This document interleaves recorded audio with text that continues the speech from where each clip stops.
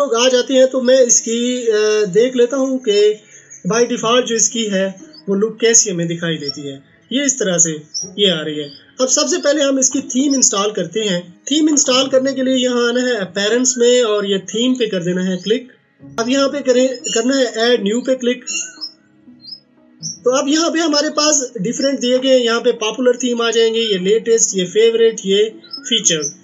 अब मतलब इसका क्या है, मतलब ये है कि ये यहाँ पे जो भी मोस्ट पॉपुलर होंगी तो वो यहाँ पे आ जाएंगी, यानी वर्डप्रेस की लाइब्रेरी में जो पॉपुलर है वो यहाँ पे आ जाएंगे। अब इसके बाद है लेटेस्ट, जो लेटेस्ट यानी कि ऐड हुई है वर्डप्रेस की लाइब्रेरी में। यहाँ पे आ जाता है फेवरेट, मतलब कि आपकी कोई फेवरेट है और आपने यहाँ पे रख दिया। यहाँ पे आ जाती है फीचर।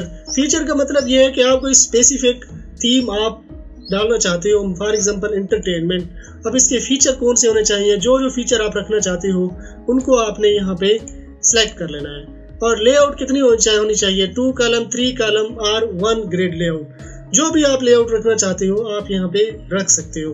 ठीक है, तो मैं यहाँ पे पॉपुलर में ही आ जाता हूँ और यहाँ पे मैं सर्च कर लेता हूँ। एक थीम है बिग स्टोर के नाम से।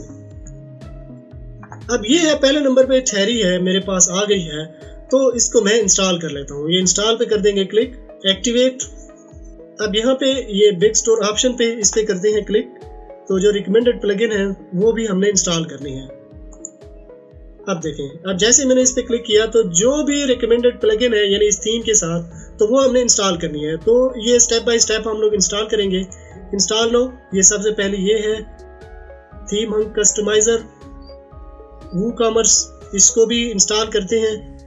इंस्टॉल और एक्टिवेट हो गई। ये जो रिकमेंडेड प्लगइन थी वो हमने इंस्टॉल कर दी। ठीक है, तो इसको करते हैं रिफ्रेश। अब हम लोग चेक कर लेते हैं कि न्यू थीम के साथ हमारा स्टोर कैसे दिखाई देता है। ये देखें, ये इस तरह से हमारे पास आ गया। लेकिन अब हम लोग इसका डेमो इंस्टॉल करेंगे। तो ये डेमो इंस्टॉल करने के लिए ये अपीयरेंस में ये है इंपोर्ट डेमो डाटा, यानी एक डेमो जब हम इंस्टॉल करेंगे तो बना बनाया हमारे पास आ जाएगा। कुछ चीज़ें हम लोग रख लेंगे, कुछ को बाकी को हम लोग रिमूव कर लेंगे। अगर न्यू कोई हमने डाली हुई तो वो भी हम लोग डाल सकते हैं। ये इंपोर्ट डेमो पे करेंगे क्लिक। अब यहाँ पे ये हमारे पास आ गए हैं बने बनाए। ये भी हम लोग रख सकते हैं, ये भी। ठीक है, अब आपकी निश पे डिपेंड करता है कि आपकी निश कौन सी है। अब ये वाला हम लोग इंस्टॉल करते हैं। इंपोर्ट डेमो पे कर देंगे क्लिक। तो ये कुछ देर लगाएगा इंपोर्ट होने में। ठीक है, सब कुछ जो है ना, कंटिन्यू इंपोर्ट पे क्लिक करेंगे।